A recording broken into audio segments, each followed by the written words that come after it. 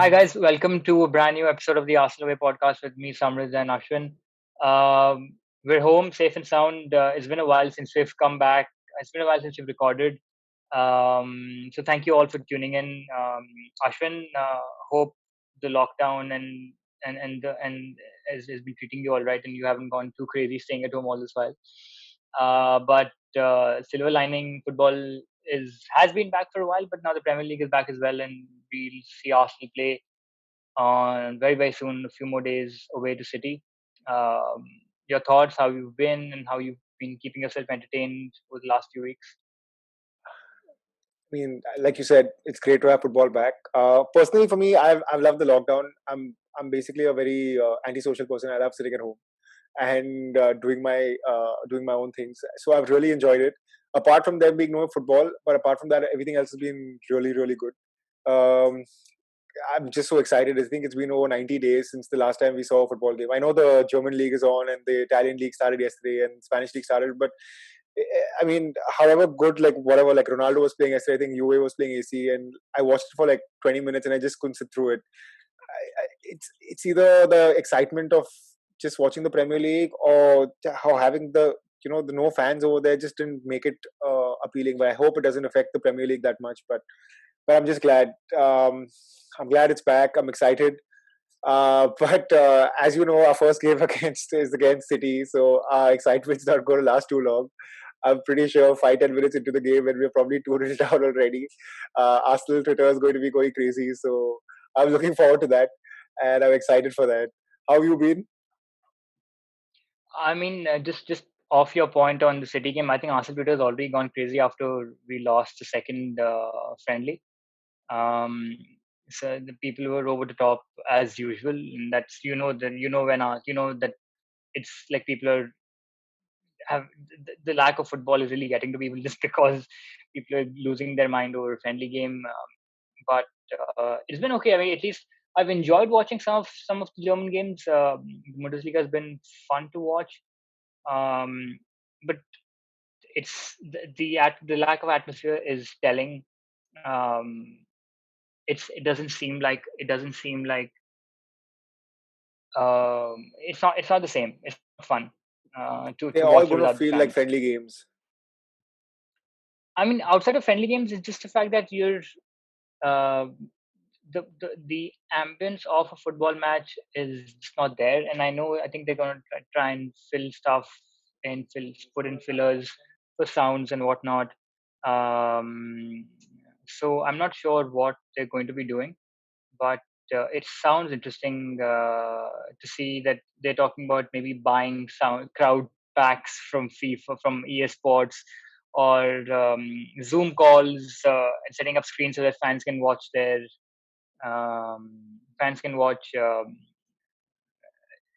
on their TVs, and you have like screen set up all around the stadium.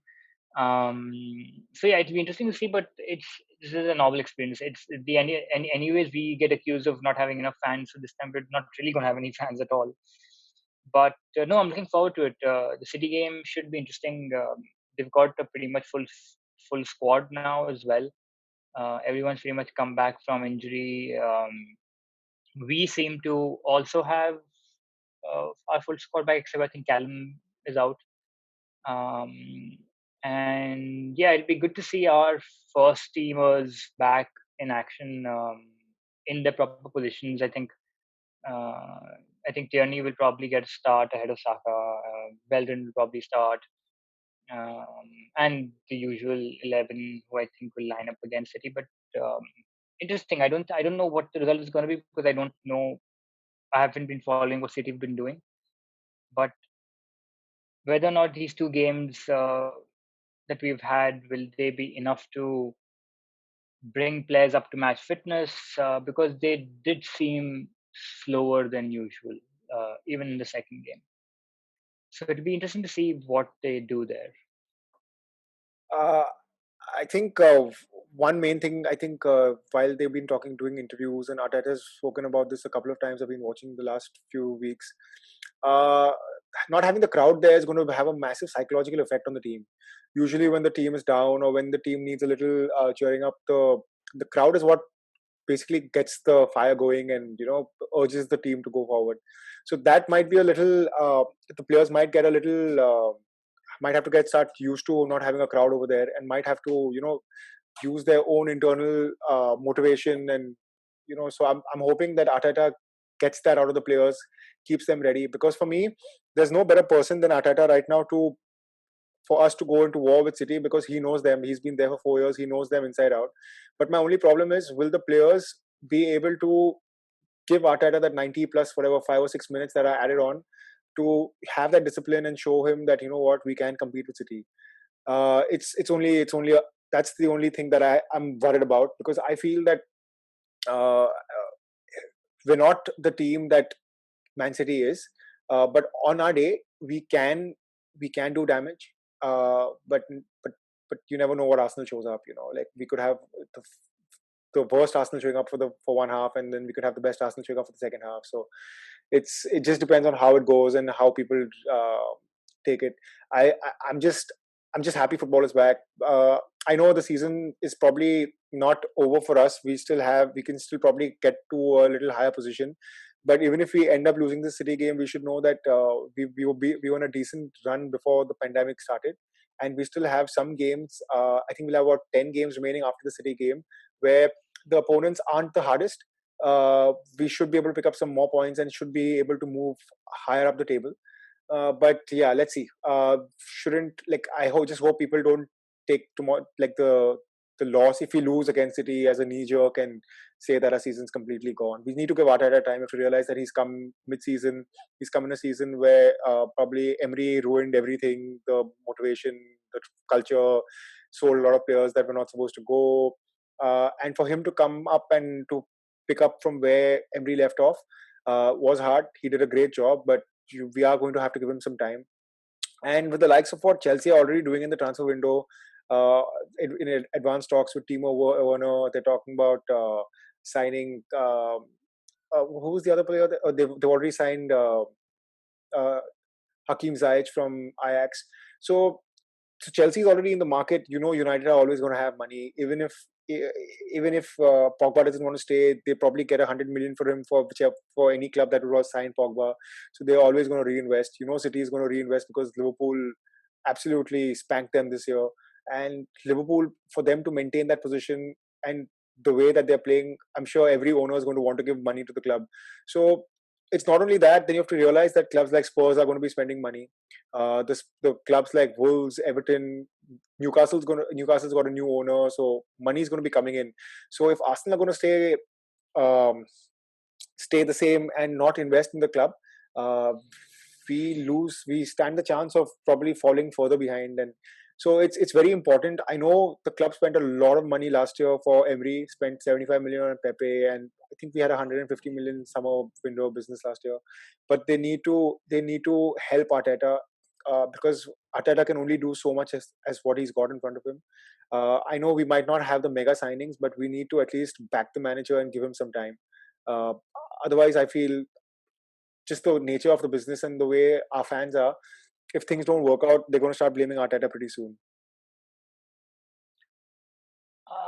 Before I ask you where or how do you think we line up against City, just to your point on the other teams investing, I think they shelled out quite a bit last year because they wanted to give Emery that backing, give him a summer, full summer, and hopefully see where that goes. That hasn't happened. I don't think we're going to be spending anywhere near the money spent will be basis sales that funds we're able to generate via sales. I wouldn't be surprised if either one of Auba or Lacazette is sold. I think Torreira also doesn't seem like a candidate who will probably stick around as well. There were talks, I think, a couple of weeks back about Tierney also because um, of the Brendan Rodgers connection and Chilwell being moved to probably moving to Chelsea. Um, there's, I think I read today or was it yesterday that Socrates also might be a candidate to be sold because we've got Saliba coming in as well. They're looking at maybe extending Murray's loan as well. Um, I don't know. It's tough. I don't think any manager, at least in my last how many ever years I've been watching the Premier League and football as a whole. I've not seen a manager having to have gone through so much in his initial 6 months at least, or a pandemic. It'd be rebuilding that confidence, not having funds, um, remote talking to players and sending them match plans, things like that. I mean, it's been a lot on Arteta. Um, just I mean, and also him having suffered through COVID as well. Um, so he's gone through a lot in the last 6 months, and for that in itself, I think this talks about the character of that man, and I think hopefully that has been transmitted to the team as well. That it's all about character and togetherness, and I think that from whatever articles that have been coming out have all talked about how there's been a lot done behind the scenes in just trying to build the togetherness amongst the entire team. So yeah, I'm looking forward to it. I mean, it would be a pleasant surprise if we are able to come away with a point or a win, because City are under pressure to perform this season, especially with the Champions League ban hanging overhead, and if that comes into play, whether or not their stars will want to stick around for 2 years without Champions League football. So their focus, I'm sure, will be on the Champions League this season. Um, and not to say that they'll take their foot off the gas in the Premier League, but I would I mean, just being optimistic about the game, I think we can maybe come away with the point, and if that happens, I think that will be a great step forward for players' confidence as well. Having said that, and having put my neck on the line, how do you think we line up on Wednesday? Uh, it's been a while since we've done this. So, but I think Leno comes in. There's no doubt about that. I don't think Emi Martinez is uh, anything close to what Leno can provide. So Mm. Leno comes in definitely, unless there's an injury. I think the backline, the Bellerin being fit, and talking about signings. I mean, Cedric Suarez is another signing that Mm. is another one of those signings that why would we sign him if because he's not played any of the friendly games as well. So if he is still injured, what was the point of signing him in the Jan window? Had the season gone through without the pandemic, he would have just been injured and we would have nothing out of him. So again, he's one of those weird signings that we made. But Bellerin plays at right back. Uh, so before the virus happened, the centre back partnership that did really well for us was actually David Luiz and Scotland Mustafi. Mustafi. Yeah. So I think even though Pablo Mari is a shout and he did really well for the 2 games that he played, and Socrates has done really well, but I've seen I've seen Arteta using Socrates more at right back a couple of times. I think even in the friendly, Socrates played at right back. So I think he'll stick to his centre back pairings of David Luiz and Scotland Mustafi. Now there's a tough call between Tierney and Saka. Does he stick with Saka? Because from what I've been seeing and what I've been reading on Twitter as well, that he's pushed Saka to the midfield and he's been making him train with the wingers instead of the defenders. So that's a good sign. That's it's ominous that he's pushed him to a position that he's better known and he can do more damage. But saying that, Saka has probably been a best player in terms of assists this season. I don't think there's been any other player who's got more assists than him. For a 18-year-old playing at left back, not even his original, not even his right position, for him to come and have that is amazing. So I don't know. I think there's a toss-up between Saka and Tierney. Even though Tierney is fit and uh, I think the better defender, um, he uh, might stick with Saka for just for the fact that he's played so well and his confidence might be up. Um, in midfield, I think he sticks with Xhaka. With Xhaka, either so it depends on how defensive he wants to go. If he thinks that City is going to be dominating the ball, which I think they will, he probably play Xhaka and Torreira in midfield. Uh, or if he thinks that we don't need to really press so much that we can probably hold off City ourselves, we probably play Xhaka and Ceballos in midfield so that somebody can control the ball and play it to someone further up like Ozil. So Ozil's playing the number 10, so I don't think he's dropping Ozil there. Uh, I would start with, I would personally start with either Aubameyang up front, Pepe on the right, and on the left I would go with Martinelli, but I don't think he'd do that. I think he'd probably start Aubameyang left. Um, he might give Eddie and Ketia a start over Lacazette and bring Lacazette off the bench. And I think either Reece Nelson or Pepe would be on the right. So I think that's the lineup he's going to go with. What I would want is I would want Oba, Martinelli, and Pepe up front, but I'd see it happening a little different. I feel that he thinks that Oba can do a lot more defensively and can be a massive threat from the wings instead of him just playing up front. So I think he's going to go with maybe Oba left, Eddie up front, and Pepe on the right, or Reece on the right. One of those. What do you think he's going to line up No, with? I think I slightly different. I have a feeling that the way Martinelli has been, and I'm just going off of this from the videos that I've watched, or the training videos that I've watched. I have a feeling that Martinelli will start. So it'll be Martinelli, Oba, and Pepe up front with Ozil, Xhaka, and Ceballos. I think he'd like to have control of the ball as much as possible. Um, and back four would probably, I think he'll stick with Tierney. I don't think he wants Saka playing there, because also I think there might be a bit of gamesmanship happening with his contract, and maybe Saka talking about how he wants to play up front more. I think even Saka has even came out and said that I enjoy playing as a winger, but I'll play where the boss wants me to based on the needs at the time. And with Tierney being fit, I think Kolasinac is also fit. I do think that Tierney comes in because there is someone like a Kolasinac and then a Saka if needed. I think it will probably be Tierney left. I think Luis obviously starts because he's been Arteta has just employed that role of someone who's a ball player who has that ability to ping the ball 40, 50 yards from defense to attack in the transition as well. Sorry, I'm interrupting you, but if you notice the two friendlies that we played, the first game where Lacazette, where Luis played pinged the long ball and to Ainsley Maitland-Niles and he headed it down and Lacazette scored that volley.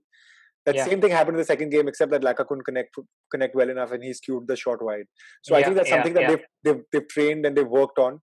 We might, I don't know, we might see Ainsley Maitland-Niles playing as well, because I mean we didn't see him previously at all.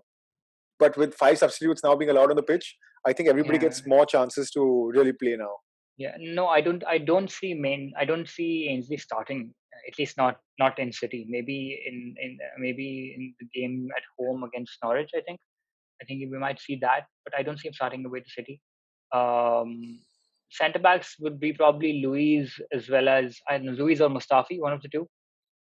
I think he'd probably go with Mustafi because he's also been impressed. He's had an uptick in form since Arteta's come back, and I think there's been some lost confidence that's been recovered, and Bellerin, of course, as well. Cedric Soares, no sign off as yet. I think he's still recovering from injury. There might be, I think he might, there were talks of him probably going back on loan, making him, I think, one of the few players to have not ever played a game on loan. So I think it would probably be Bellerin and, of course, Leno, because Leno's just been great for us this season. And yeah, that would be my playing 11. And also, I think it's good to have someone like a Lacazette, Saka, Torreira to give us some sort of protection, assuming we take the lead at some point during the 90 minutes. But Saka, who's been great down the left with the number of assists that he's racked up this season. And also Lacazette, while he was off form, didn't score for about 6 months or so, but he is really he's shown that he's a big game player and wherever he scores against the bigger teams, Liverpool, Chelsea, case in point. So yeah, I'm looking forward to it. I think we should go into the game with we should go into this game with reasonable confidence of at least not getting thrashed like we did, and also because Arteta knows what City is about. Hopefully, he would have passed on a few nuggets on which players weaker on which foot, and maybe who turns better, who turns faster where. Positional awareness, because apparently Arteta was behind the upsurge of Sterling and Sane, Sterling especially. So hopefully we have some inside information that we can use. All right. So then I'm going to ask you that. What do you think the predictions of the score are going to be? I think okay. If I'm being really optimistic, I think we'll just nick it by a goal. If I'm being realistic, I think it'll probably be a score draw though. You're way more optimistic than I am, bro. So I mean I think we play well, but it's just I feel it's just too early right now. I feel that their players are just a little technically a little more better than what our players are.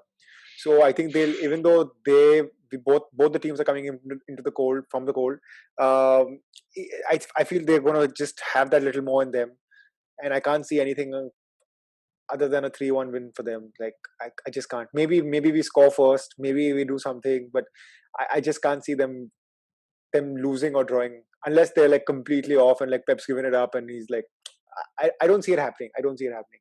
And I don't want to go into that mindset thinking that we're going to win and then get disappointed and then start that whole cycle again. Uh, I just feel like it's a baptism of fire. Like I think before the pod started, we were talking about how we have 4 games back to back away games, and even though on paper we should be beating those teams because I think it's City. I mean not City, but it's Brighton, it's Southampton, it's not. Then we have an FA Cup Norwich at home. tie, Norwich at home, and then we have Wolves.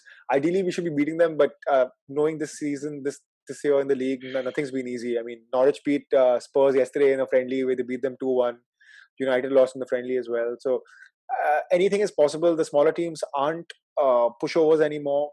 Like how they used to be. It's not a guaranteed 3 points. You have to come, you have to show up, you have to work like you're playing a big team.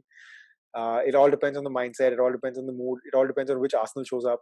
Like like you said, like Arteta knows the team. He knows who turns which way and which person has a weaker foot here and what are their weaknesses. It just depends on how Arsenal can exploit them. And Also, I mean, see, people then no one's expecting us to get anything from the game. So I do have a feeling that may just play into our hands, play for because then you if you're not expected to win, then you can play without fear. So I know, but I do think that that's that not might just work true because for the us. thing is, everybody knows that if City's ban gets upheld, fifth place gets Champions League, and we're 5 points off fifth. So with a game in hand, so no 5 or 6 points off fifth with a game in hand. So I think it's imperative that we get to that at least and give it as much as a fight as possible because if we think that there's no pressure on us, I don't know how it works because we can't be we're right now eighth or ninth in the league and I know with the game in hand, but we need to fight. We need to get to at least fifth. That should be our target because if City's ban gets upheld, we can make Champions League that way. I know we've spoken about how none of us want the distraction of Europa League, and it's just annoying. But I'd rather get even that additional little 10 million more if we get because a club like us, we need the money. I think it'll be better for our players and it'll be better for us. No, you're right. I'm not discounting the fact that we will not be under pressure. I just think that I mean, there's pressure where you crumble, and there's good pressure because you're just looking at proving people wrong. Or it'll come as a pleasant surprise. Okay, we did it, and that'll just help the team in the next few games because Wenger teams traditionally would always close like we would start crumbling around Feb and Feb. then close the season really strong. Like you'll maybe have like we'll win like 6 out of the last 8 games like invariably, and we'll somehow limp to fourth. Is what used to happen. Um, it may just be a bridge too far to cross, but and look, the Liverpool by the time we play Liverpool, they'll have title wrapped up. Spurs, I think we can beat them. They're a beatable team. They're not um, anywhere near what Pochettino was with them. That team is also, I think, regressed quite a bit. I don't think Kane is gonna be fit enough to play No, he's fit. whenever He's that fit. game comes around. Kane's Well, fit. Kane's fit. whenever whenever that game comes around, I do think that this will act as a massive uh, boost to our confidence if we manage to even come away with the point. And I'm just banking on our on the team's togetherness and cohesion, and of course Arteta hoping to uh, pull one over his former club. I get that. Before we sign off, one last question for you. I know it's it's not really something that we should be discussing, but it's been on my mind. We have 1 year left on Auba's contract. Does he stay? Does he sign? What do you think is going to happen with Auba? Look, Rahul came out and said that no player after Ramsey will ever be allowed to leave on a free. He would look really stupid if someone like an Auba is allowed to have something like Auba, a player like Auba leaves on a free. Apparently, Arteta is also now involved in the situation where he's trying to convince Auba to stick around. If nothing else, I would say sign him now, sell him in Jan, or if he can't, then get rid of him. Because I mean, you need players who are committed. You need players. You need the money as well. I think from a financial aspect, we need to invest in the club and in the squad and whatever can be done to help Arteta. I don't see a point of keeping him for another year if we're not um, progressing, because a player like him has no reason to stick around. He wants to play Champions League football. We're not going to offer him that until next year, at least. We can only hope that we go on a great run and somehow manage to nick fifth or maybe fourth even. I think there's an 8-point gap between us and fourth. I think 8 or 7 or something like that. I forget. So hopefully, if we can get the Champions League, then he signs off. If he can't, then I say we take our cut our losses and just move forward. Makes sense. So that was the show. Thanks, Amrit. And Thanks, Ashwin. like before, guys, new channel, so please subscribe. Please share it with all your friends. Please like we're on Facebook at the Arsenal Away, on Twitter the Arsenal Away as well. Please like our page, follow, share, like, subscribe, and we will see you post the City game. Thanks, guys. Right. Thanks, guys.